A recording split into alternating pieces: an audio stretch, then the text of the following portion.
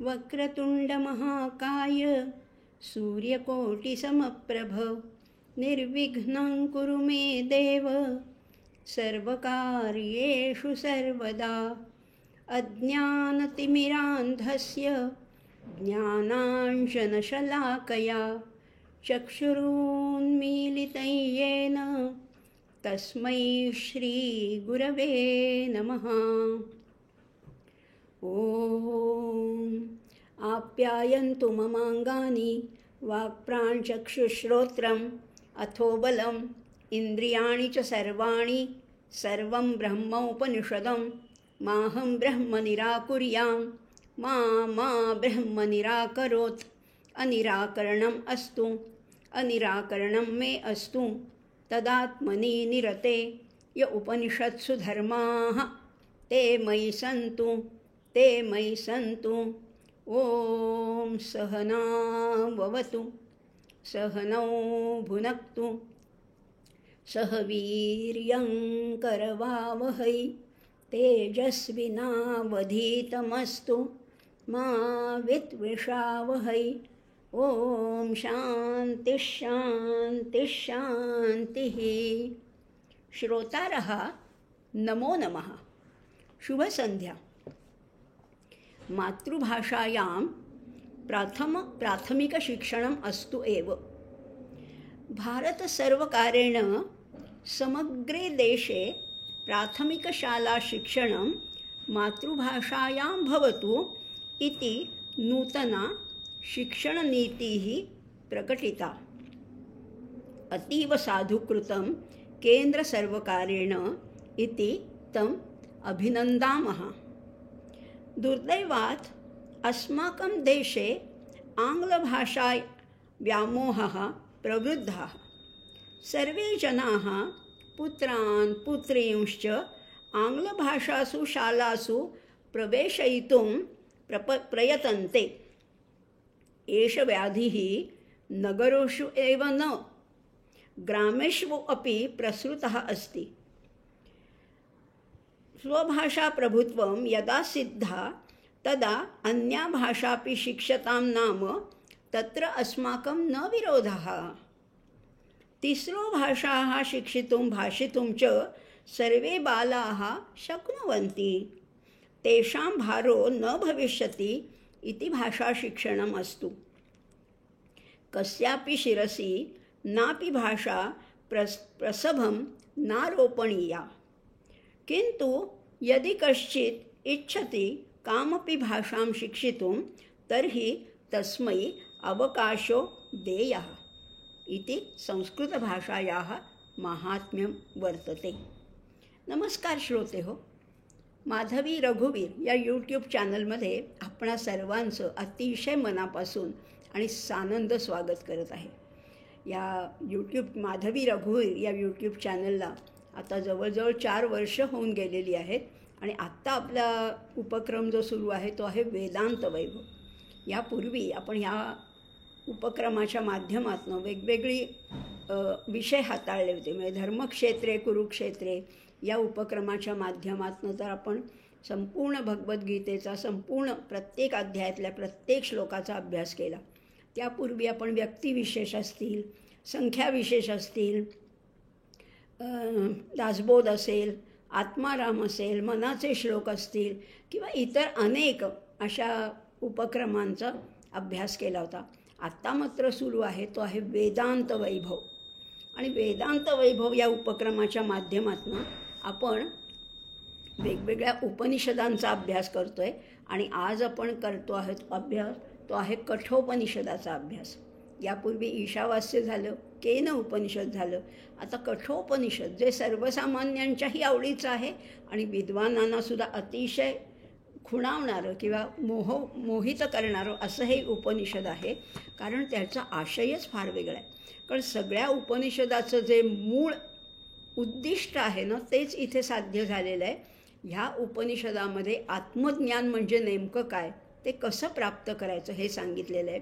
आणि म्हणून मागच्या वेळेस मी बोललेच होते स्वामी विवेकानंदांनी तर ह्याच्यातलीच काही वाक्य या कठोपनिषदातली काही वाक्य आपली ब्रीद वाक्य म्हणून ठरवली आहेत आणि ती कुठली आहेत? तर उत्तिष्ठत जाग्रत प्राप्यवरान निबोधत, ही वाक्य आहेत. ही विवेकानंद केंद्राची बोधवाक्य तर आहेच आहेत, पण विवेकानंद स्वामीजी तेव्हाही म्हणाले होते की मला असे 100 नचिकेता द्या, मी संपूर्ण जग बदलून दाखवेन. 100 नचिकेता मिळतील का नाही हा आपल्याला माहिती नाही आहे, पण निदान आपल्यामध्ये आपण थोडं तरी परिवर्तन करू शकतो. नचिकेता हा अतिशय लहान मुलगा आहे. नचिकेता या नावाचाच अर्थ मुळी असा आहे की जो जाणायला कठीण आहे. जाणायला कठीण असणारा असा नचिकेता, आणि तो यमराजांना कसं ताकदीने टक्कर देतो, त्यांच्याशी संवाद साधतो आणि आपल्या निग्रहावरनं किंचित तसूभरसुद्धा हटत नाही, असा हा नचिकेता आहे. कथा तर मागच्या वेळेस पाहिली, पण ज्यांनी ते ऐकलं नसेल त्यांच्यासाठी अगदी 2-3 वाक्यामध्ये कथा सांगते की वाजश्रवा म्हणजे वाजश्रव ऋषींचे पुत्र उद्दालक आरुणी यांनी विश्वजित यज्ञ केला होता, आणि विश्वजित यज्ञामध्ये सर्वस्वाचं दान करायचं असतं. तसं त्यांनी सगळ्याचं दान केलं. चांगल्या गायी दिल्या, घोडे दिले, रथ दिले, हे सगळ्याचं दान केलं, आणि मग उरलेल्या त्या भाकड गायी होत्या त्याचंही दान ते करायला लागले. तेव्हा त्यांचा मुलगा जो बघत होता, 9-10 वर्षाचा नचिकेता नावाचा एक नुकतीच मुंज झालेला असा मुलगा होता, आणि त्याला वाईट वाटलं की आपले वडील हे भाकड गायींचं दान कशासाठी देत असतील बरं. निरुपयोगी किंवा अनावश्यक वस्तूचं दान दिलं तर अधोगती लाभते किंवा दुसरा एक नीच योनीतला लोक लाभतो, असं आपल्या वडिलांचं होऊ नये म्हणून. मग पण तो वडिलांना विचारू शकत नव्हता, लहान होता ना, वयाने लहान होता, आणि म्हणून वडिलांना त्यांनी विचारलं की मला कुणाला दिलं आहेत तुम्ही, मला कुणाला देऊन टाकले.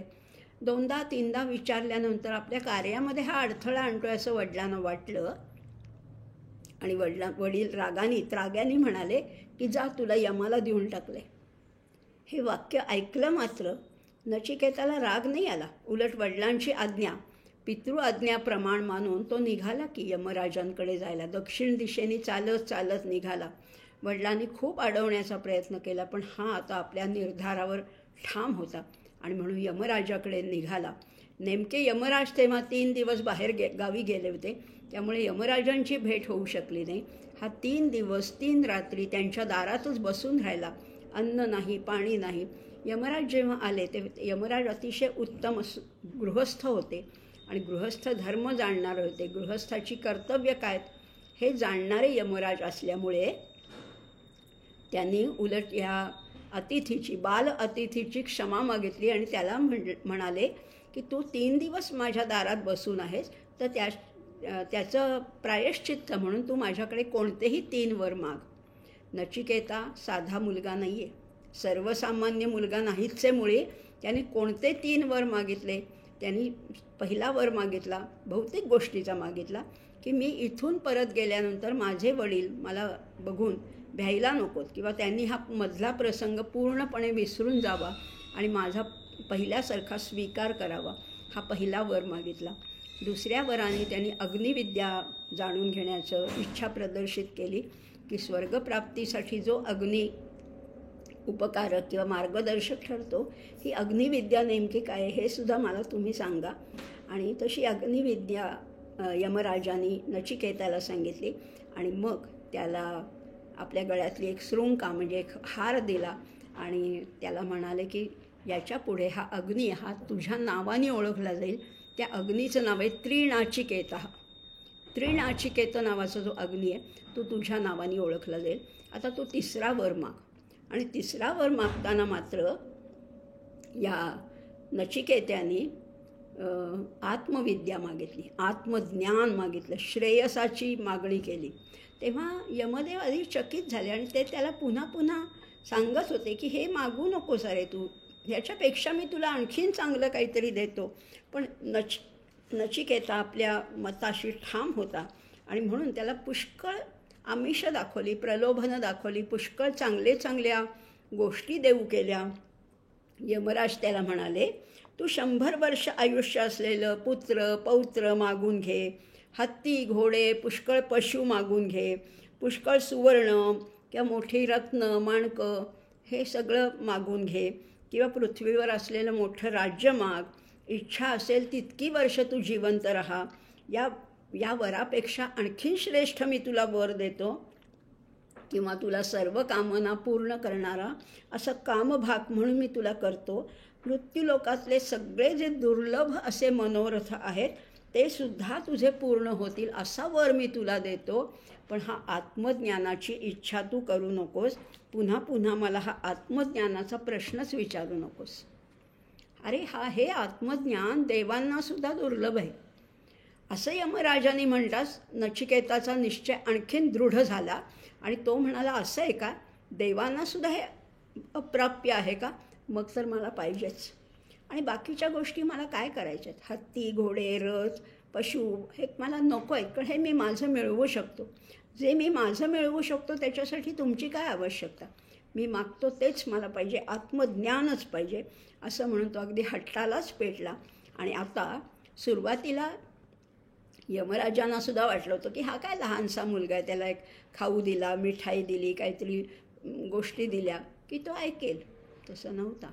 पहिल्यांदा त्याच्याकडे कौतुकाने बघणारी त्यांची नजर पुढे आदराने विस्फारित झाली आणि पुढे तर इतके त्याच्या निग्रहावर ते म्हणजे पूर्ण त्यांना परिणाम झाला आणि त्यांचे ते नतमस्तक झालेले आहेत नचिकेताच्या समोर यमराज, साक्षात मृत्यूदेवता यमराज. इथपर्यंत आपण हा भाग मागच्या भागात पाहिला होता. आता आज मात्र दुसरा खंड बघणार आहोत आपण. पहिल्या भागातच मी सांगितलं होतं ह्या उपनिषदामध्ये 2 अध्याय आहेत आणि 6 वल्ली आहेत.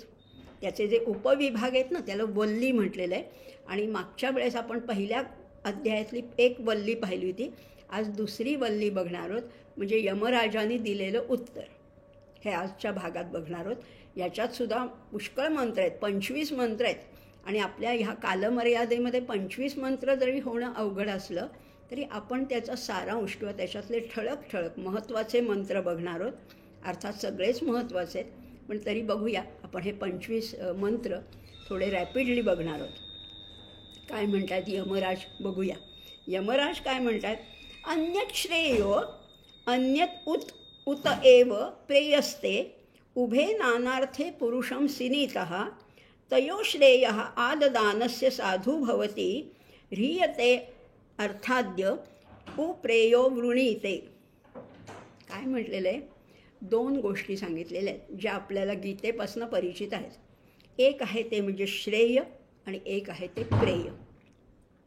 प्रेय आहे ते देहाविषयी आहे किंवा इहलोकातल्या ज्या आशा अपेक्षा आहेत, आकांक्षा आहेत, त्या सगळ्या इहलोकातल्या आहेत, त्याला प्रेयस म्हटलेलं आहे. आणि श्रेयस हे पारलौकिक कल्याणासाठी साधलं जातं. आता तेच जे गीतेत आपण संदर्भ पाहिले त्याचं उपनिषदाशी कसं कनेक्शन आहेत, ह्या वल्लीमध्ये, या अध्यायातल्या ह्या वल्लीमध्ये अनेक श्लोक तुमचे परिचितच असणार आहे. जे तुम्ही गीतेमध्ये अभ्यासले तेच इथे येणार आहेत, पण थोडे वेगळ्या शब्दात. पण आपण नेहमी म्हणतो ना, उपनिषदातून मथन करून ही गीता आपल्यापर्यंत आली आहे, तर ते नेमके मंत्र कुठले ते आपल्याला आता इथे नक्कीच आपल्याला आढळणार आहेत. आता बघा, नचिकेताला काय जाणून घ्यायचे, आत्म्याविषयी ज्ञान त्याला जाणून घ्यायला तो उत्सुक आहे, ही गोष्ट यमाच्या लक्षात आली. परंतु नचिकेताला श्रेयस काय आणि प्रेयस काय याविषयी पूर्ण कल्पना द्यावी असं यमराजांना वाटलं. श्रेयस म्हणजे काय की ज्याच्यामुळे माणसाचं अंतिम कल्याण होतं, आणि प्रेयस म्हणजे तत्काळ सुख देणारं, लगेच सुख देणारं. एक श्रेयस आहे आणि एक प्रेयस आहे. आणि प्रेयस हे नेहमीच प्रिय वाटतं कारण ते लगेच मिळतं ना. इन्स्टंट परिणाम आपल्याला सगळ्यांनाच आवडतं. इन्स्टंट इफेक्ट देणारं जे आहे ते आपल्याला आवडतं. म्हणजे मी गमतीने नेहमीच म्हणते की समजा तुम्हाला काय आणि आपल्या कुणालाही विचारलं की मर्सिडीज पाहिजे का मोक्ष पाहिजे, आपण सगळे बहुतेक मर्सिडीजच मागवतो. मोक्ष कुणी बघितलं आहे, नंतरचं काय करायचं आहे, आत्ता काय मिळतं आहे ते घ्या असं वाटतं ना. सर्वसाधारण माणसांना प्रेयसाची आवड होती, पण नचिकेता कुठे सर्वसामान्य होता. नचिकेता हा लहान मुलगा होता, पण असामान्य बुद्धीचा होता, आणि म्हणून त्यांनी श्रेयसाची मागणी केली. पण निदान ह्याच्यात फरक तरी काय हे समजावून सांगावं असं यमराजांना वाटलं.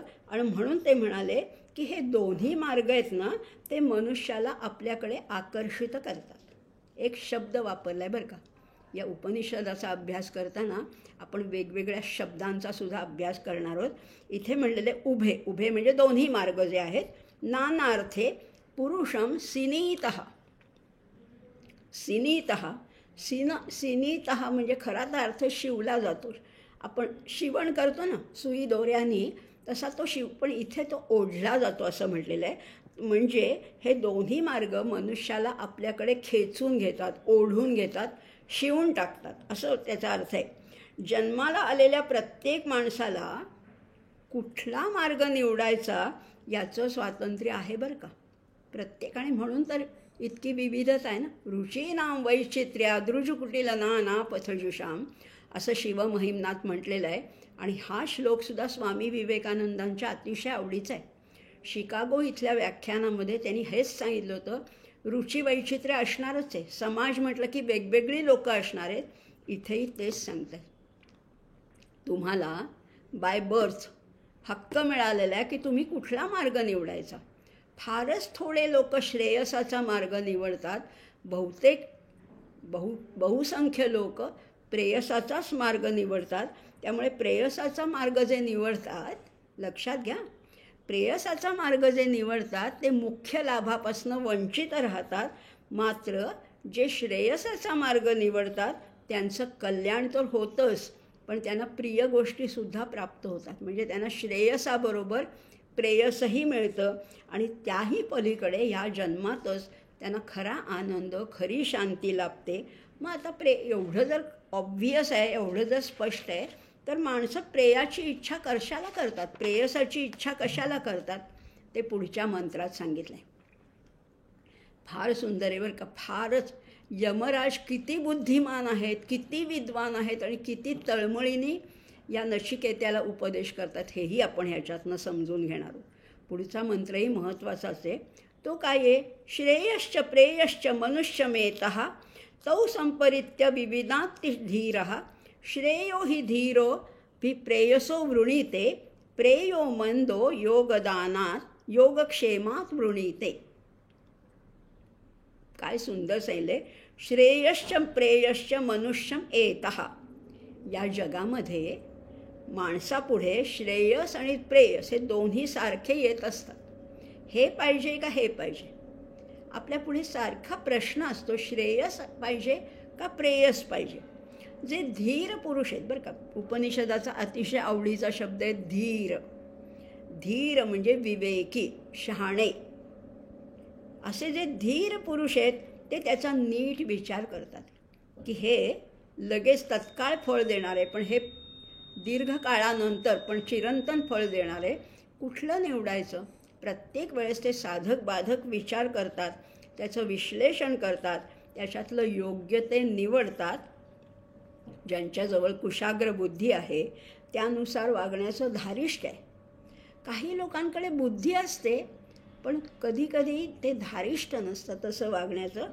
पण हे दोन्ही ज्यांच्याकडे, त्यांना धीर पुरुष म्हटलेलं आहे. धीर म्हणजे विवेकी, आणि मग त्यांना त्यांच्या सीमा पूर्णपणाने ठाऊक असतात.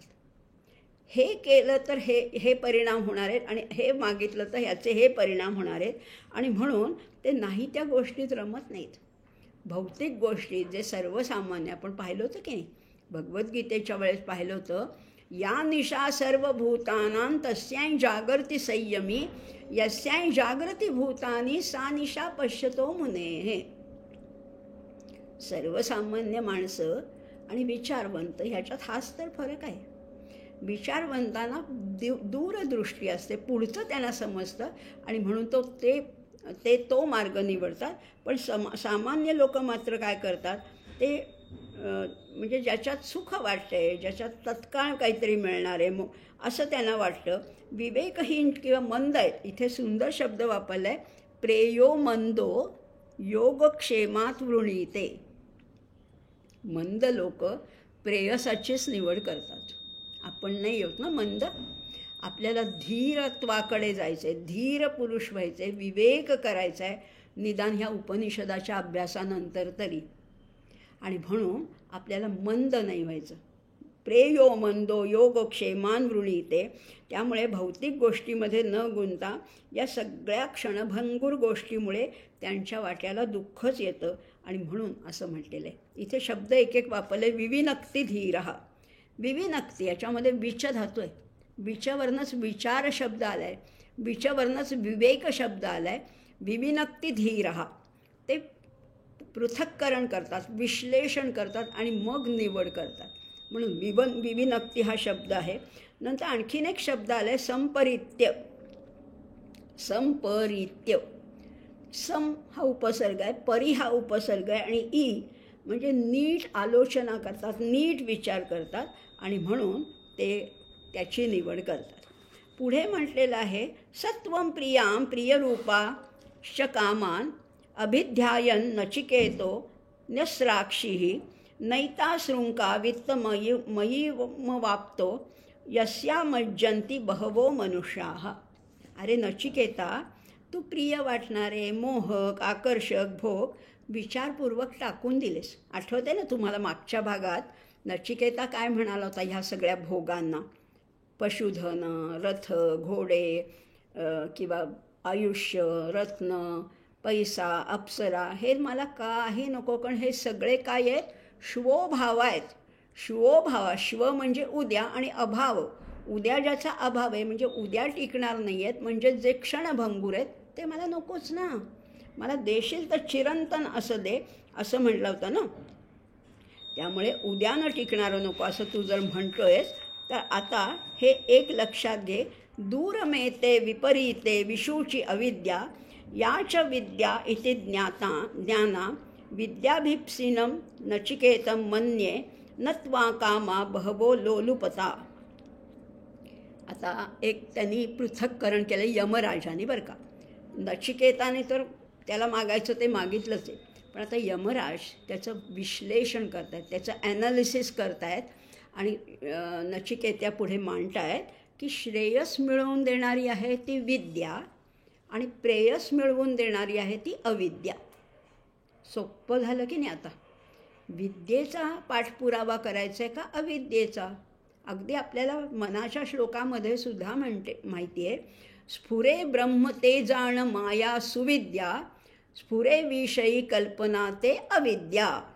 विषयात गुंतवणारी आहे ती अविद्या आहे आणि ब्रह्माकडे नेणारी आहे ती सुविद्या आहे.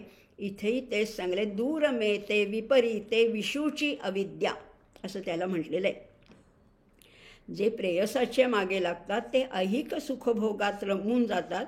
जीवनाचा खरा उद्देश काय आहे, सार्थक काय आहे, अल्टिमेट डेस्टिनेशन काय हे पूर्ण विसरून जातात आणि जे काही दिसतंय ना, डोळ्याला जे आकर्षक वाटते, पंचज्ञानेंद्रियाला जे हवंसं वाटतं त्याचाच आग्रह धरतात, त्याच्यातच रममाण होतात आणि मग जीवन असंच सुटून जातं.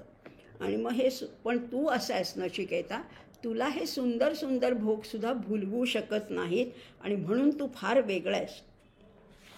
पुढे 5व्या मंत्रात अविद्या या मंत्रे असं तो जो मंत्र आहे त्याच्यात म्हणलं की अविद्येच्या घोर अंधकारात राहणारे परंतु स्वतःला पंडित समजणारे जे विद्वान त्यांना म्हटलेलं आहे पढत मूर्ख. आपल्याला हेच नेमकं कळत नाही. आपण म्हणतो आहोत ते केवढे शिकलेले, तेवढी डॉक्टर येते. अहो शिकलेलं असतं म्हणजे तो ज्ञानी असतो असं नाही. विद्या वेगळी, ज्ञान वेगळं, माहिती वेगळी. काही लोकांना माहिती पुष्कळ असते, जगाची खूप माहिती असते, पण ज्ञान नाही आहे. इथेही तेच म्हटलेलं आहे की असे जे घोर अंधकारात राहतात, जे स्वतःलाच मन्यमान पंडितम मन्यमाना, स्वतःला पंडित समजतात, स्वयंघोषित पंडित असतात काही लोक. आणि मग ते काय करतात, ते लोकांना पुष्कळ उपदेश पण करतात बरं का. व्याख्यानं देतात, प्रवचनं देतात, कीर्तनं करतात, सगळं काय काय करतात आणि आपल्याला नुसतं वाटतं की अरे हे किती विद्वान आहेत. खरं तसं नसतं. नेहमी तसं असतंच असं नाही.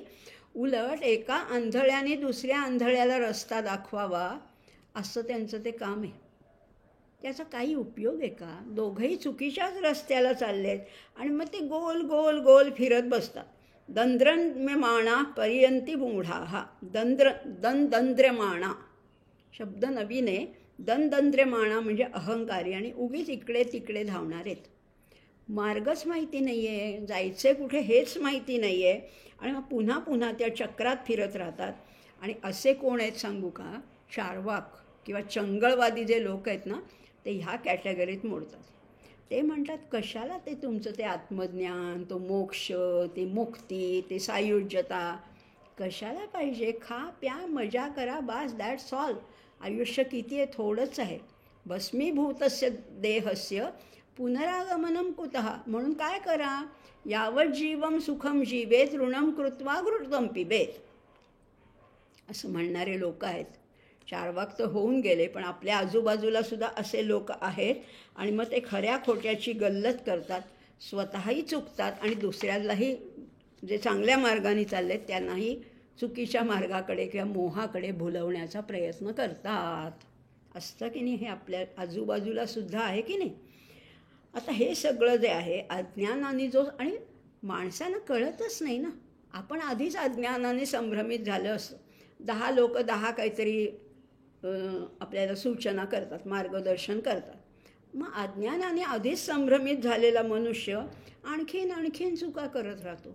मग या बुवांकडे जा, त्या स्वामींकडे जा, ह्या महाराजांकडे जा, किंवा भोंदूगिरी, ह्या इकडे वळणारे लोक, त्यांना वाटतात की आपण फार देवाचं करतोय, पण असं नाही आहे हो. तो मार्ग तुम्हाला अल्टिमेट त्या मोक्षाकडे नेणारा नाहीच आहे. आणि मग परलोकात जाण्यासाठी किंवा मोक्ष मिळवण्यासाठी काय करायला हवं ते काही त्यांना कळत नाही. आणि मग असे लोक आयतेच माझ्या तावडीत सापडतात. माझ्या म्हणजे इथे आता यमराज म्हणतात ना, असे लोक माझ्या तावडीत सापडतात आणि देह मिळाला आहे त्याचे चोचले पुरवावे, मजा करावी, पुढची चिंता कशाला करायची, असं त्यांचं म्हणणं असतं. आणि ते यमसदनाला जातात, असं त्याचं वर्णन केलेलं आहे. आता सगळेच असे असतात का हो? सगळे नसतात ना. मनुष्याणाम सहस्रेषु कश्चिद यतति सिद्धये. सगळेच काही असे मूर्ख नसतात. कुणी ज्ञानाच्या मार्गाने जातात, कुणी प्रवचन ऐकतात, कुणी कीर्तनाला जातात, कुणी सत्संगाला जातात, पुष्कळ काही करतात. पण सगळे जे जाणारे आहेत त्यांना सगळ्यांना सगळं समजतं का? नाही ना. हीच तर शोकांतिका आहे. श्रवणायापि बहुभिर्यो न लभ्यः शृण्वन्तोऽपि बहवो न विद्युः ना आश्चर्यो वक्ता कुशलोस्य लब्धा आश्चर्यो ज्ञाता कुशलानुशिष्टः. सगळं गोंधळच चाललेलं आहे. म्हणजे काही लोक श्रेयसाचा मार्ग स्वीकारतात बरं का. इंद्रियांचा संयम करून चालणाऱ्या अनेक जिज्ञासूंना सुद्धा या आत्म्याविषयीचं ज्ञान ऐकायला मिळत नाहीच मिळत. आश्चर्यवत पश्यति कश्चिदेनम. नाही मिळत. बरं, काहींना अगदी योगायोगाने म्हणा किंवा त्यांच्या प्रारब्धवशाने चांगलं ऐकायला मिळतं, संधी मिळते. पण ऐकणाऱ्याला सुद्धा सगळ्यांना समजतं का? नाही. ऐकणारे हे कानाने ऐकणारे, दुसऱ्या कानाने सोडून देणारे सुद्धा असतात.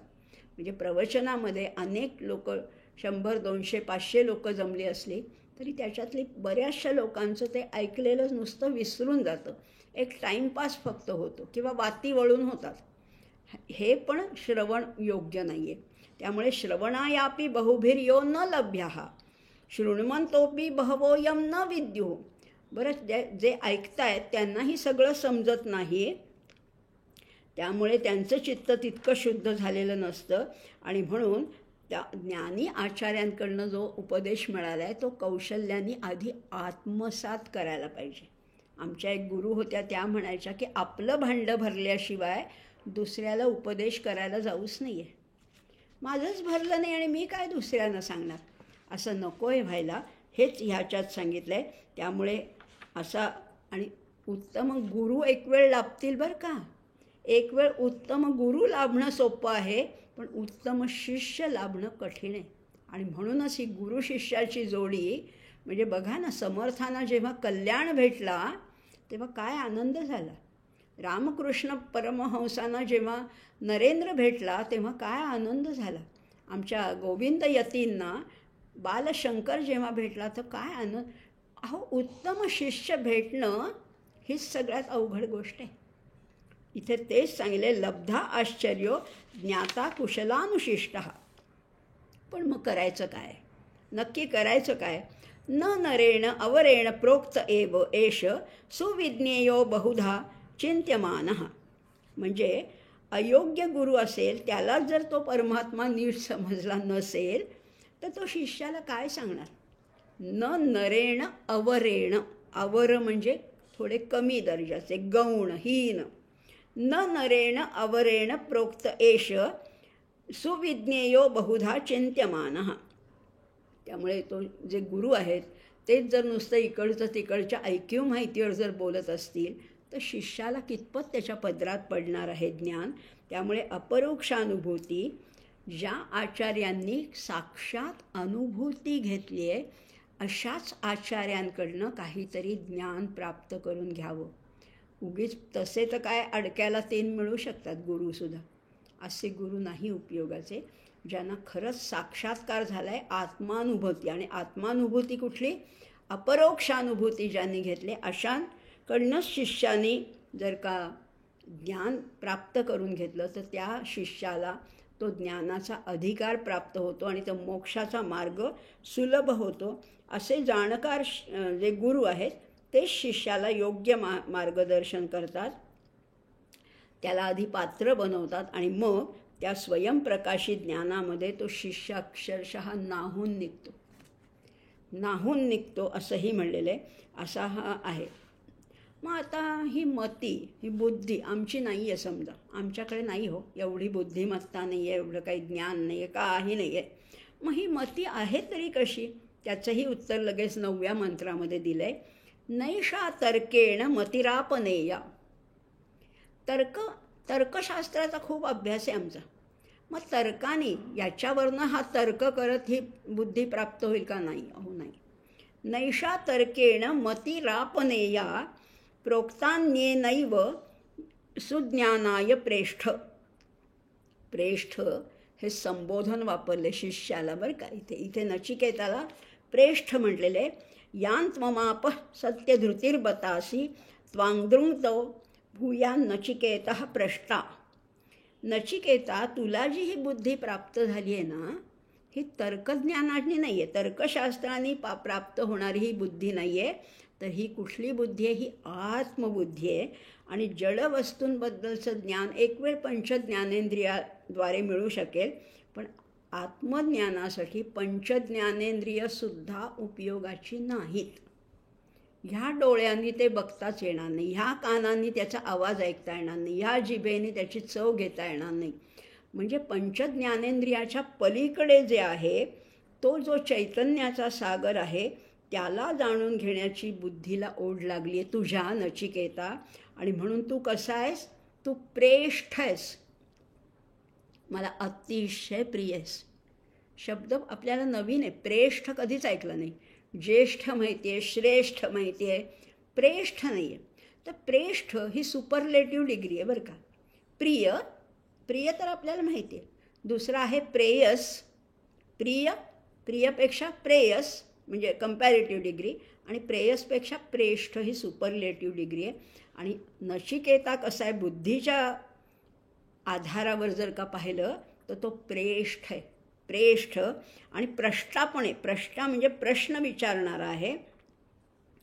बघा ना, तू खरा धीर आहेस आणि तुला हे ज्ञान म्हणजे गुरुला सुद्धा हे ज्ञान कुणाला द्यायचं असतं, फक्त सत्शिष्याला.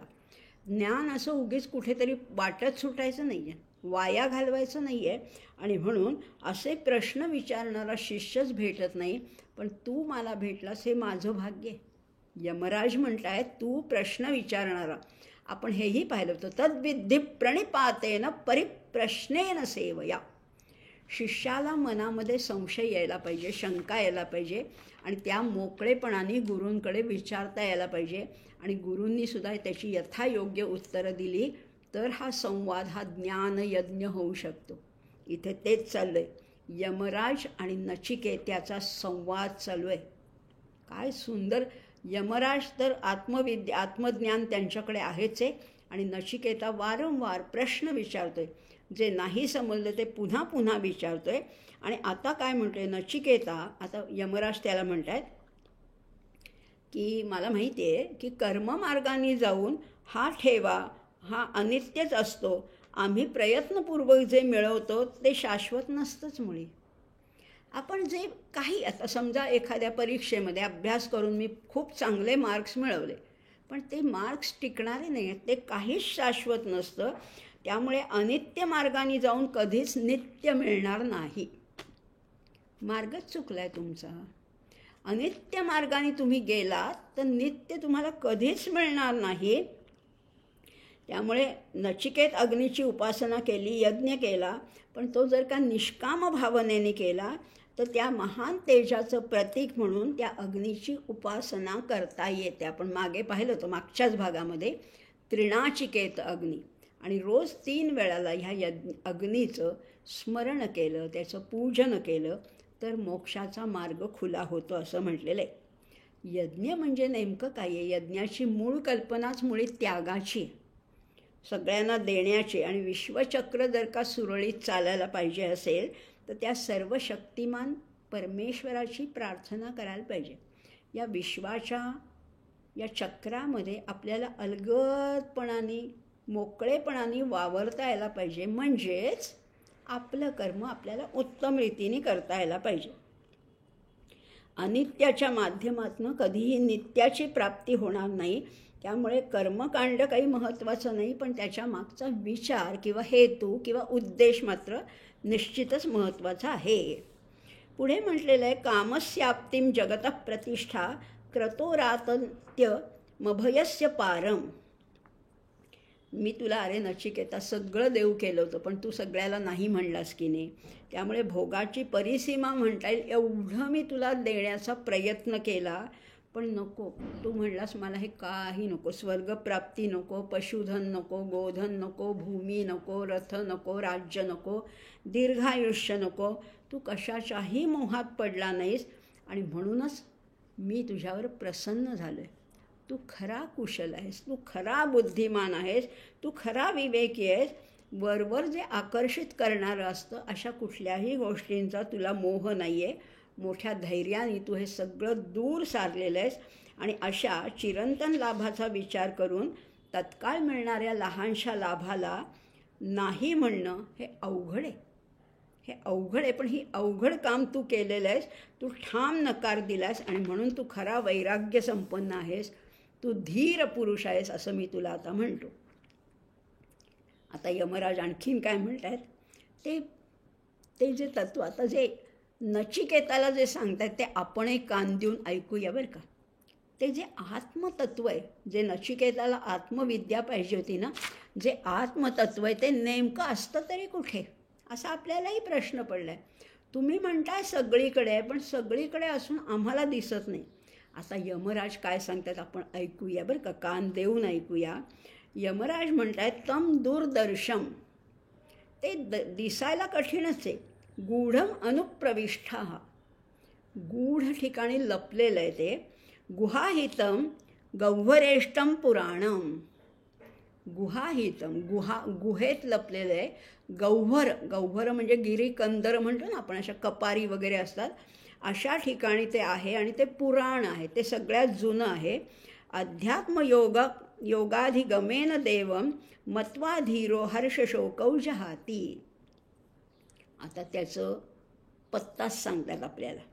तो सच्चिदानंद आत्मा अगदी खोल, अगदी गूढ ठिकाणी त्या बुद्धीच्या गुहेमध्ये राहतो. तो अत्यंत सूक्ष्म आहे, त्यामुळे साध्या डोळ्यांनी तो दिसत नाही, या चर्मचक्षुनी तो दिसत नाही. मग ज्ञानचक्षुनी किंवा गुरुकृपेने मात्र त्याचा अनुभव घेता येतो. सामान्य माणसाची दृष्टी स्थूलाच्या पलीकडे जातच नाही. आपल्याला हे सगळं जे जग दिसतं हे स्थूल दृष्टीला दिसतंय, याच्या पलीकडे आम्हाला बघताच येत नाही. पण येणारच नाही असं नाही बरं का. मन एकदा विषयातनं काढून त्या आत्मानुसंधानात लावलं ना की मग त्या मीच्या पलीकडे सुद्धा पोचता येतं. स्थूलाच्या पलीकडे जे सूक्ष्म आहे त्याचंही भान येतं. आणि मग काय होतं, हे हर्ष शोक विरून जातात. आपल्याला काहीतरी लहान सहान गोष्टीने आनंद काय होतो आणि दुःख काय होतं. जरा कोणी मला नावं ठेवली, जरा कोणी टोचून बोललं की मला वाईट वाटतं, आणि जरा काहीतरी माझ्या मनासारखं घडलं की आनंद होतो. आता इथे ते नाहीच हो. ते उरतच नाही. हर्ष शोकौ जहाती, हर्षही नाही शोकही, न प्रहृष्येत प्रियम प्राप्य, नो द्विजेत प्राप्य चा प्रियम, अशी स्थिती अनुभवता येते. असं हे स्थान आहे. ते कुठे? गूढ आहे. गुह धातू आहे. गुह म्हणजे गुप्त, आणि त्याचं गूढ हे नाऊन झालेलं आहे, नाम झालेलं आहे. आणि गह्वर अशा अतिशय गुहेमध्ये तो राहतो असं म्हटलेलं आहे. एतत् श्रुत्वा संपरिगृह्य मर्त्यः प्रवृज्य धर्म्य मणुमेतमाप्य. अध्यात्म मार्गामध्ये श्रवण ही पहिली पायरी आहे. आपल्याला माहिती आहे, नवविधा भक्तीमध्ये सुद्धा श्रवण ही पहिली पायरी आहे. पण श्रवणाच्या नंतर पुढची प्रक्रिया झाली नाही तर ते श्रवण वाया जातं. म्हणून त्या श्रवणावर मनन व्हायला पाहिजे. त्याच्यानंतर पूर्णपणाने विचार करून चिंतन व्हायला पाहिजे. मग त्या सूक्ष्म शक्तीचा अनुभव येऊ शकतो. नुसतंच आम्ही खूप ऐकले आहोत, खूप व्याख्यानं मी ऐकलेली आहेत, त्याचा काही उपयोग नाही. त्याच्यावर तुम्ही मनन केलं आहे का, चिंतन केलेलं आहे, किंवा त्या सूक्ष्म शक्तीचा अनुभव घेतला आहे का, त्या आनंदरूप आत्म्याला प्राप्त करायचं आहे. आणि म्हणून असं जेव्हा प्राप्त होतो तेव्हा हा मर्त्य माणूसच आनंदरूपच होऊन जातो. आनंदाचे डोही आनंद तरंग, आनंदाची अंग असं म्हटलेलं आहे. आनंदाशिवाय उरतच नाही, काय दुसरं काही नाही. नंदती नंदती नंदत्येव अशी अवस्था आहे. तो ब्रह्मच होतो. आणि मग त्या आनंदाचं दार खुलं झालं की एका आनंदापलीकडे दुसरं काही नाहीच असंही म्हटलेलं आहे. आता हे सगळं यमराज त्या नचिकेत्याची स्तुती करतो आहे, प्रशंसा करतो आहे की तू बघ, तू किती शहाणा आहेस, तू किती विवेकी आहेस, तू या सगळ्या नश्वर गोष्टींना बाजूला सारलं आणि एका गोष्टीचा ध्यास घेतलास, त्याची मागणी किंवा त्याच्यावर तू ठाम राहिलास, हे मला तुझं आवडलं आहे बरं का नचिकेता. आता ह्या स्तुती, सर्वसामान्य माणसं असतात ना, ती स्तुतीने लगेच फुशारून जातात. हो मी आहेच तसा, मी भारीच आहे असं वाटलं. नचिकेता तसा नव्हता बरं का. नचिकेताला एवढी स्तुती ऐकून संकोच वाटला, नको नको झालं, शर्मिंदा झाला तो. आणि तो आता काय म्हणतो आहे, आता यमराजाने सांगितलं की आत्मसाक्षात्कारासाठी तू खरं पात्र आहेस.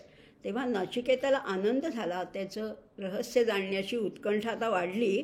पण तो म्हणाला की नाही, अजून मला काहीच कळलं नाही आहे. धर्म आणि अधर्माहून वेगळं असणारं हे तत्त्व काय, कार्यकारणापासून वेगळं असणारे हे तत्त्व, किंवा भूत वर्तमान भविष्य हे ज्याला लागू होत नाही असं तत्त्व जे तुम्ही पाहताय ते मला सांगा. बाकीचं काही म्हणजे माझी स्तुती नको. संकोची आहे नचिकेता, हा संकोची आहे. आणि म्हणून मी ह्याच्यासाठी काय करायला हवं, ज्या गोष्टी करायला हव्यात त्या धर्म्य किंवा त्याहून इतर आहेत त्या अधर्म्य. कृत म्हणजे कार्य आणि अकृत म्हणजे कारण. या दृश्य जगाला कार्य म्हणतात आणि त्याचं जे कारण आहे किंवा त्याच्या मागचं जे रहस्य आहे ते कारण आहे. त्यामुळे कार्य कारण आहे, कृत अकृत आहे. या तत्वाबद्दल जाणून घेण्याची मला जिज्ञासा आहे. तेवढंच मला तुम्ही सांगा. म्हणजे त्या स्तुतीमध्ये तो वाहवत जात नाही, बहकत जात नाही. उलट यमराजांना पुन्हा मूळ मुद्द्यावर आणतात की मला तुम्ही सांगताय ना, ते तत्त्व सांगताय ना की काय आहे. आणि म्हणून हे कृत आणि अकृत किंवा कार्य आणि कारण ह्याच्या पलीकडे मला जायचे. आता यमराज सांगतात. आधीच ते प्रसन्नच झालेत. आता या नचिकेताची उत्सुकता, त्याची उत्कंठा, त्याची जिज्ञासा आणखीन वाढते आणि कुठेही त्याचा पाय घसरत नाही आहे. स्तुती केली म्हणून त्या स्तुतीचंच रममाण झालं असं नाही आहे नचिकेता. आता यमराज, लक्षात घ्या, आता यमराज सांगतात की ते तत्त्व म्हणजे नेमकं काय आहे. सर्वे वेदा यत्पदम आमनंती, सर्वे वेदा यत्पदम आमनंती, तपांसि सर्वाणि च यद् वदन्ति, यदिच्छन्तो ब्रह्मचर्यै चरन्ति तत्ते पदम संग्रहेण ब्रवीमि ओम इति एतत्. आठवत आहे तुम्हाला गीतेतला श्लोक, यदक्षरं वेदविदो वदन्ति. पण तिथे गीतेमध्ये वदंती म्हटले, पण इथे वदंतीपेक्षा सूक्ष्म शब्द वापरले, आमनंती. हीच तर खुबी आहे, हेच तर वैशिष्ट्य उपनिषदाचं. गीता म्हणते वदंती. वदंती म्हणजे बोलणे, आपल्याला माहिती आहे. पण इथे बोलण्याच्या पलीकडे एक स्टेज असते ना. काही गोष्टी आपल्याला न बोलता कळतात की, शब्दा वाचून कळले सारे, शब्दांच्या पलीकडले असं कळतं की आपल्याला सुद्धा. नाही कळत का? मग वेद काय करतात? वेद सांगत नाहीत, असे शब्दात मांडत नाहीत, आमनंती. त्यामुळे ते व्यक्त होतात, ते फक्त प्रगट होतात. आणि वेद असेच झालेले आहेत ना, आपल्याला सगळंच माहिती आहे. त्यामुळे कुठेही वेदामध्ये म्हणतात असं म्हटलेलं नाही आहे, वदंती वापरलेलं नाही आहे, आमनंती व्यक्त होतात म्हटलेलं आहे. किंवा हे कुणी सांगितलेले नाही, ते फक्त दिसले, ऋषींना दिसले असं म्हटलेलं आहे. आणि त्या शक्तीचा बोध करून देणं हेच तर वेदांचं उद्दिष्ट आहे. ब्रह्माला प्राप्त करण्यासाठी आचरण्याच्या साधनाला सुद्धा ब्रह्मच म्हणतात, हेही माहिती. यज्ञाला ब्रह्म म्हणतात, त्या पळीला ब्रह्म म्हणतात, त्या तुपाला, त्या समिधाला, त्या होत्याला, सगळं ब्रह्मच आहे. ब्रह्म हे स्वतः साध्य पण आहे आणि ब्रह्म हे साधन पण आहे. ते आहे ते परब्रह्म आहे आणि हे बाकीच्या गोष्टी आहेत त्या अपरब्रह्म आहेत.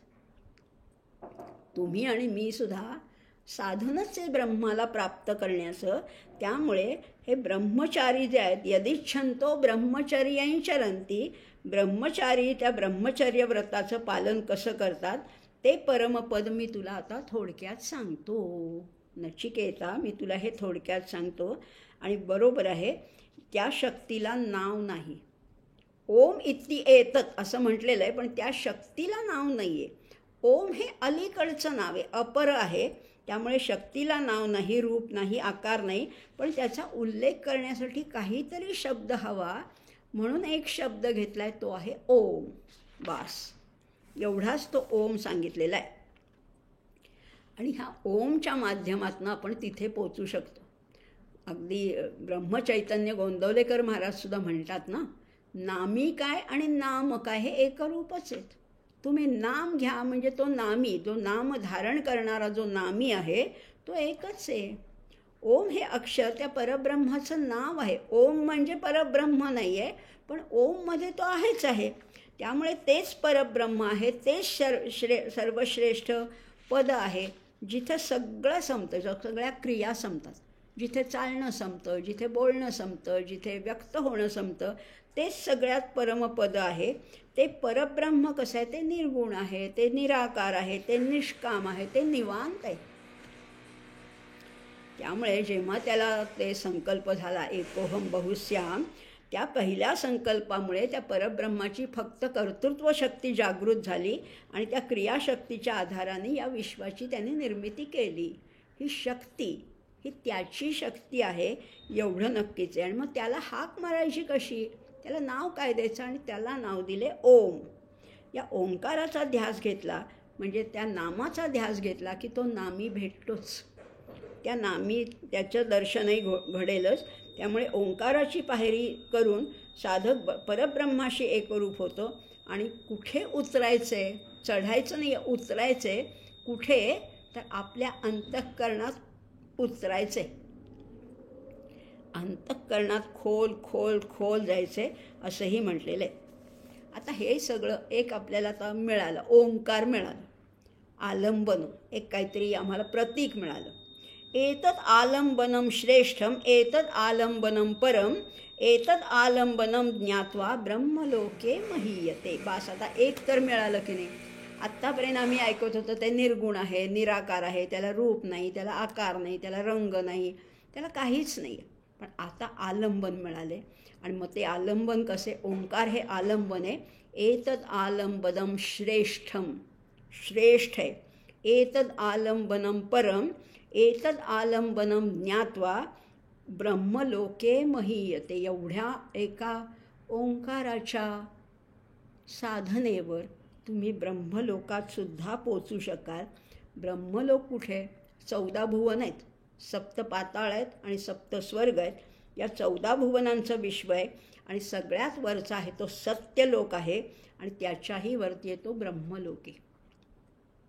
हे सगळं एक एक एक एक एक एक पार करत आपल्याला तिथपर्यंत पोचायचं आहे. कोण पोचू शकेल? अत्यंत पुण्यवान जो आहे, अत्यंत ज्ञानी आहे, जो परब्रह्म साक्षात्काराला पक्व झालेले जीव आहेत ते या सत्यलोकात असतात. त्यांना केवळ आनंदमय अस्तित्व असतं आणि तिथून पुढे ब्रह्मलोकात जाण्यासाठी तद्रूप व्हायला लागतं आणि त्यालाच म्हटलेलं आहे सायुज्य मुक्ती. असं तिथपर्यंत जायचं आहे. थोडं समजतंय, थोडं नाही समजत आहे. म्हटलं तर गीतेतलंच तत्त्वज्ञान आहे, पण गीतेतलं नाही आहे, उपनिषदातलं गीतेत आलेलं आहे. आपण गीतेचा आधी अभ्यास केला म्हणून आपल्याला वाटते गीतेचं आणि उपनिषदाचं सारखं आहे. असं नाही आहे. उपनिषदातले काही मंत्र गीतेमध्ये थोडे फेरफार करून घेतलेले आहेत.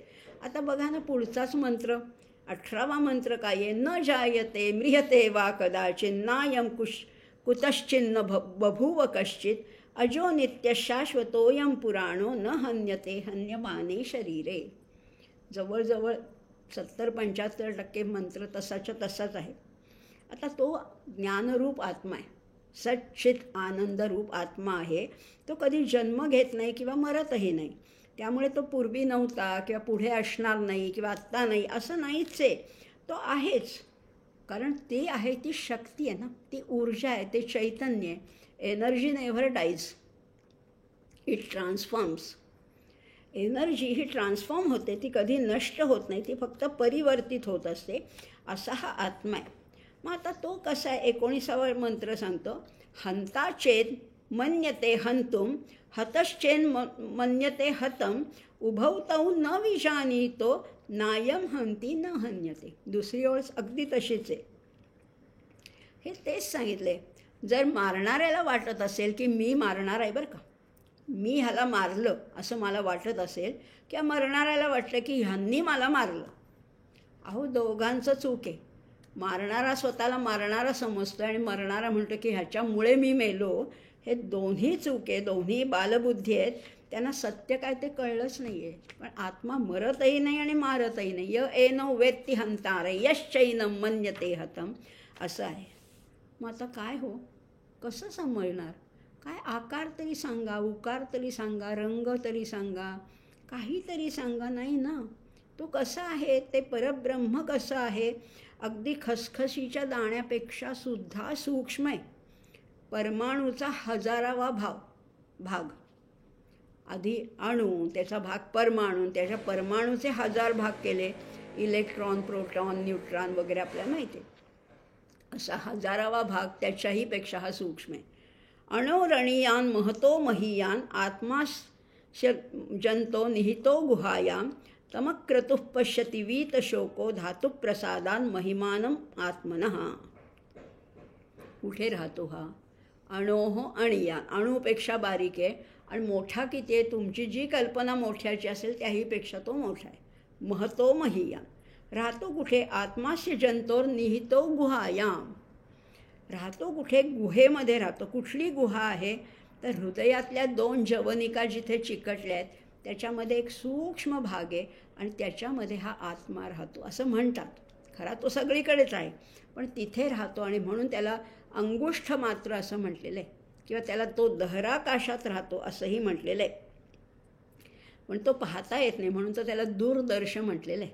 दूरदर्श म्हणजे सूक्ष्म आहे, चैतन्ययुक्त आहे, तसा सगळ्या व्यापून राहिला आहे, पण तो दिसत नाही, सापडत नाही. आणि मग त्याला पाहता येणारच नाही का? या डोळ्यांनी येणार नाही, पण मग ज्ञानचक्षुनी पाहता येईल का? हो, येईल. पण त्याच्यासाठी तुमची पात्रता वाढवायला पाहिजे, तुमचा अधिकार वाढवायला पाहिजे आणि त्याच्या जोडीला गुरुकृपा पाहिजे. गुरुकृपा पण पाहिजे आणि मला माझी क्षमता वाढवत न्यायला पाहिजे. हे दोन्ही जेव्हा जमेल तेव्हाच त्याचं दर्शन होईल. आणि इथे अजून एक शब्द वापरला आहे, धातुप्रसादात महिमानम आत्मनः. आता धातू म्हणजे काय? 2 अर्थ आहेत बरं का धातूचे.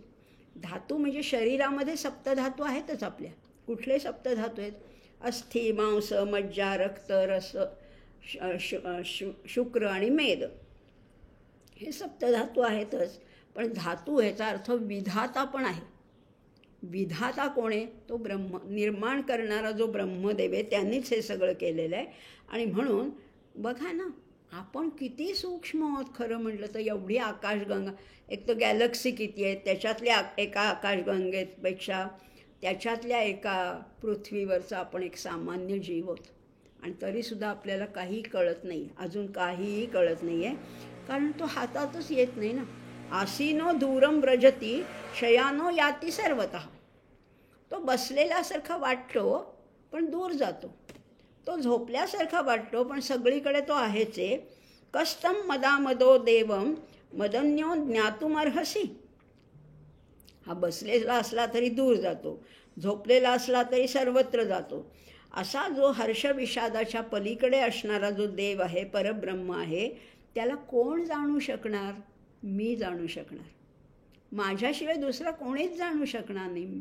आता मी म्हणजे मी नाही आहे बरं का, इथे व्यक्तिशः मी नाही आहे, प्रत्येकाने म्हणायचं की मी जाणू शकेन त्याला. मदन्यो ज्ञातुमर्हसी, माझ्यापेक्षा दुसरा कोण ह्याला जाणू शकणार?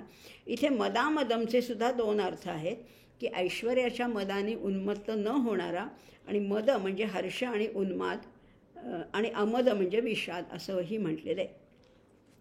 त्यामुळे इंद्रियांवर संयम करत, इंद्रियांचा उपशम करत आपल्याला याला शोधून काढायचं, याला जाणून घ्यायचे.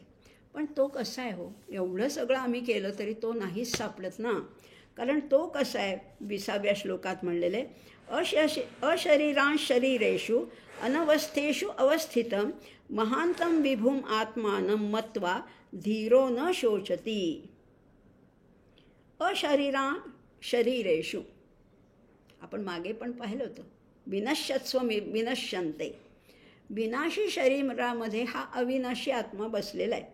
इथं सुद्धा तेच सांगितलं आहे, हे शरीर सतत बदलणार आहे. नाशिवंत शरीरात हा राहतो, पण स्वतः अशरीर आहे, त्याला शरीर नाही आहे. आपल्याच शरीरात तो राहतो आहे, पण त्याला शरीर आहे का? नाही, त्याला शरीर नाही आहे. तो महान आहे, सगळं व्यापून राहिलेला आहे. याच्या शक्तीच्या सर्व व्यापकत्वाचा अनुभव घेतलेला जो कोणी ज्ञानी आहे तो कधीच न शोचती, धीरो न शोचती, कारण त्याला त्याचं मर्मच कळलेलं आहे. त्याचं तत्त्व समजल्यावर मग त्याला हर्ष शोकाच्या पलीकडेच तो राहतो असंही म्हटलेलं आहे. आता अतिशय महत्त्वाचा आणि माझ्या आवडीचा एक मंत्र आहे, तो जो मी नेहमीच सांगते तो बघूया. नायम आत्मा प्रवचनेन लभ्यः न मेधया न बहुधा श्रुतेन यम एव एष वृणुते तेन लभ्यः तस्य एष आत्मा विमृणते तनुस्वाम. मग याला प्राप्त करायचं कसं? खूप अभ्यास समजा केला आम्ही, खूप ग्रंथ अभ्यासले, खूप प्रवचनं दिली किंवा ऐकली किंवा पुष्कळ प्रयत्न केले म्हणून तो मिळेल. किंवा कुशाग्र बुद्धी आहे आमची, जन्मतः फार मोठी बुद्धी आहे, पैसा आहे, रूप आहे, सगळं आहे आमच्याकडे, पण नाही मिळत आहो. न अयम आत्मा प्रवचनेन लभ्यः. अयम आत्मा प्रवचनेन न लभ्यः. हा आत्मा प्रवचनाने मिळेल का? नाही. न मेधया, केवढी बुद्धी आहे, कुशाग्र बुद्धी आहे, नाही. न बहुधा श्रुतेन, खूप ऐकले नाही तरी पण नाही. मग कसा? यम एव एष वृणुते तेन लभ्यः. तो ज्याला निवडतो त्यालाच तो मिळतो. आता तो कुणाला निवडतो आणि आम्हाला का नाही निवडत आहे? तो आम्हाला नाही निवडत आहे. मग आम्ही त्याच्या आवडीचं होण्यासाठी आम्हाला काय करायचं? यम एव एष वृणुते तेन लभ्या. तो त्यांनी निवडलं की तुम्हाला लगेच ते ज्ञान होणार आहे. तस्य एष आत्मा विमृणते तनुस्वाम. ज्याच्यावर हा आत्मा कृपा करतो, ज्याला तो निवडतो, ज्याला स्वीकारतो, त्यालाच तो प्राप्त होऊ शकतो. त्याची कृपा झाल्याशिवाय ह्याचं ज्ञान होत नाही. आणि मग म्हणजे आता ह्याचा कसं काय तो आम्हाला निवडणार? आणि काय आमच्याकडे क्वालिफिकेशन आहे? आपल्याकडे एकच क्वालिफिकेशन पाहिजे, नम्र व्हायचे. आपण आपला शहाणपणा घेऊन तिकडे गेलो ना, नो एंट्री, मिळणारच नाही, प्रवेशच मिळणार नाही. मी शहाण आहे, मी एवढ्या माझ्या पदव्या आहेत, एवढा अभ्यास आहे, एवढी माझी प्रवचनं आहेत, नाही, ते ठेवा तुमच्याचकडे. नम्र होऊन जायचं. आणि दुसरी गोष्ट म्हणजे चित्तशुद्धी. कशाबद्दल आकस नको, ईर्षा नको, मत्सर नको, द्वेषभावना नको. चित्तशुद्धी आणि नम्रतेने गेलं. नम्र झाला भूताळ तेणे कोंडिले अनंता. फक्त नम्रपणा पाहिजे, तोच आम्हाला जमत नाही आहे. आणि म्हणून आणि श्रद्धा पाहिजे, अर्थात श्रद्धा पाहिजे. श्रद्धा असेल तर गुरुकृपा होते आणि मग या सगळ्याचं फलित म्हणून त्याचं दर्शन तुम्हाला निश्चित होणार. श्रद्धावान लभते ज्ञानं तत्पर संयतेंद्रियः. असं करायचं आहे. मग आता आम्हाला हे करायचं आहे, वाटतं आहे ना आपल्याला की हे आम्ही नुसतंच ऐकतो आहे, पण आम्हाला हे खरंच करायचं आहे. जमेल का? बघा ना, ना विरतो दुश्चरितान नाशांतो ताम नासम आहितः. आमचं वागणं कसं का असे ना, आम्ही सूक्ष्म बुद्धीने याला समजावून घेऊ म्हणाल तर ते शक्य नाही आहे. आधी आपलं आचरण तपासून बघायचे. श्रुती स्मृती विहितच हवं. या शास्त्रविधिमुत्सृज्य वर्तते कामकारता. नाही चालणार. शास्त्रामध्ये काय सांगितलं आहे? आमचे शंकराचार्य कधीही म्हणाले नाहीत की हे मी सांगतो. शास्त्राने काय सांगितलं आहे? मागेही मी आपल्याशी बोलले होते पंडित सातवळेकरांबद्दल. ते म्हणाले होते त्यांच्या 60व्या वाढदिवसाला की मी आत्तापर्यंत आयुष्यामध्ये शास्त्राच्या विरुद्ध एकही वर्तन केलेलं नाही आहे आणि म्हणून मला 100 वर्ष जगण्याचा अधिकार आहे. आणि 60व्या वर्षी हे त्यांनी वचन दिलं होतं आणि ते 100रीपर्यंत होते. पंडित सातवळेकर. मग शास्त्र श्रुती स्मृती काय सांगते त्याप्रमाणे आचरण असेल. वेदामध्ये स्मृतीमध्ये जे सांगितलेली कर्म आहेत त्याच्या मागचा विचार जाणून घ्या. आपण आज नुसतंच म्हणतो की हे काय जुनं झालं, हे काय आउटडेटेड झालं, हे आम्ही नाही पाळत, आम्ही नाही शुभंकरोती म्हणत, आम्ही ते सोवळं बिवळं काही करत नाही, आम्ही आंघोळसुद्धा करत नाही. असं नाही चालणार आहोत, चालणार नाही.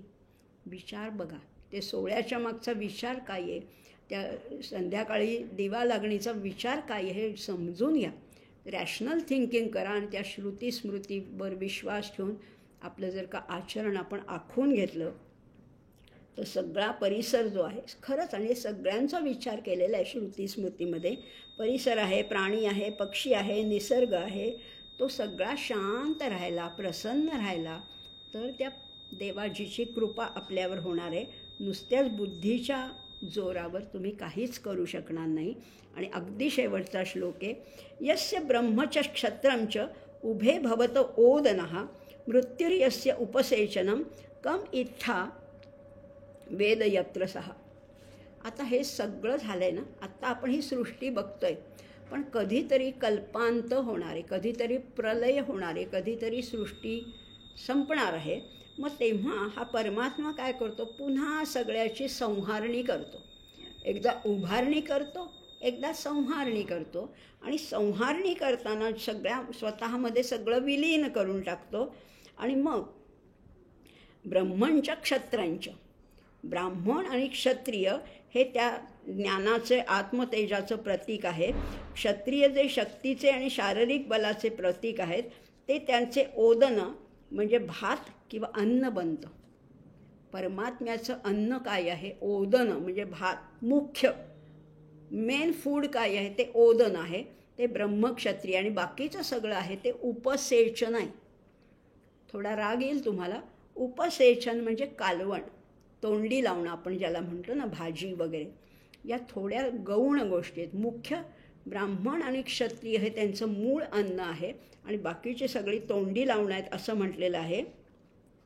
मृत्युर्यस्य उपसेचनम क इत्था वेदयत्र सहा. आत्मतेज असेल, ज्ञान, शरीर, बल या कशानेही त्याला जाणता येणार नाही. आणि सगळंच जर का विश्वजात त्याचं भक्ष्य बनतं, अशा शक्तिशाली शक्तीला आपण कसं जाणणार, नाहीच जाणता येईल. मग साधकामध्ये जे असलेलं चैतन्य आणि ते विराट चैतन्य एकाच जातकुळीचं आहे. माझ्यात आणि त्याच्यात खरं म्हटलं तर काही भेद नाही आहे, एकाच जातकुळीचं आहे. पण ते कळण्यासाठी आपल्याला काय करायला पाहिजे, शांत चित्त व्हायला पाहिजे, समाहित व्हायला पाहिजे, स्थिर व्हायला पाहिजे, एकाग्र व्हायला पाहिजे, अंतर्मुख व्हायला पाहिजे. आपण सारखे धावतोय धावतोय धावतोय, रॅट रेस असल्यासारखं धावतोय. मन सारखं बाहेर धावून चालणार नाही. थोडं तरी आत वळवायला पाहिजे, तरच त्याची कृपा होईल. त्याला जाणायचं असेल तर त्याची पात्रता आहे तशी आपली पात्रता घडवायला पाहिजे. आणि तर निश्चितपणाने ते आत्मदर्शन होणार आहे. हेच आहे आत्मज्ञान. तुम्ही फक्त त्याचा ध्यास घ्यायला पाहिजे. Ascending efforts of man and descending grace of God हे जिथे मिळतील तिथे साक्षात्कार, आत्मदर्शन, आत्मज्ञान निश्चितपणाने शक्य आहे. आणि नाही तर मग परत या पुन्हा चक्रामध्ये आम्ही फिरत राहतोय. ही आत्मविद्या आहे, आत्मज्ञान. या यमदेवानी, यमराजांनी त्या लहानशा नचिकेताला सांगितलं. नचिकेताला तर नचिकेता स्वतः आधी ज्ञानीच होता, पण हे मिळाल्यानंतर त्याचं तेज किती झळाळून उठलं असेल. त्याचं लहानसं ते मुख होतं, ते तेजोवलयाने भरून गेलेलं आहे, प्रभा फाकलेली आहे त्याच्या चेहऱ्यावर. असं एक दृश्य आपण आपल्या नजरेसमोर आणूया. आणखीन एक या निमित्ताने फक्त एक बोलते की पूर्वी नॅशनल टी व्हीवरती उपनिषद गंगा म्हणून एक कार्यक्रम लागायचा. अजूनही तो यूट्यूबवर सुद्धा तुम्हाला पाहायला मिळेल. उपनिषद गंगा अतिशय चिन्मय मिशननी तयार केलेलं हे सगळ्या उपनिषदांवर मला वाटतं 52 एपिसोड्स आहेत.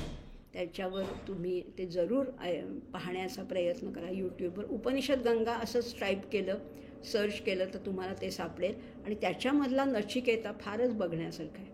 म्हणजे ही कथा तुम्हाला जेव्हा प्रत्यक्ष ऑडिओ व्हिडिओ इफेक्ट बघायला मिळेल तेव्हा आणखीन ती मनावर ठसेल. पण आज मात्र एवढंसं पुरेसं झालं आपल्याला. आज मात्र इथेच थांबूया. उपनिषदातल्या पहिल्या अध्यायातल्या 2 वल्ली झाल्या. पुढच्या भागामध्ये 3री वल्ली काय आहे, आणखीन काय ज्ञान सांगितलं आहे यमदेव आणि नचिकेताच्या संवादामध्ये, तेही बघणार आहोत. आज मात्र इथेच थांबूया. दोन्ही प्रार्थना म्हणूया. ओम स्वस्ति प्रजाभ्यः परिपालयन्तां न्याय्येन मार्गेण महीं महिषाः गोब्राह्मणेभ्यः शुभमस्तु नित्यं लोकाः समस्ताः सुखिनो भवन्तु. ॐ पूर्णमदः पूर्णमिदं पूर्णात् पूर्णमुदच्यते पूर्णस्य पूर्णमादाय पूर्णमेवावशिष्यते. ॐ शान्तिः शान्तिः शान्तिः.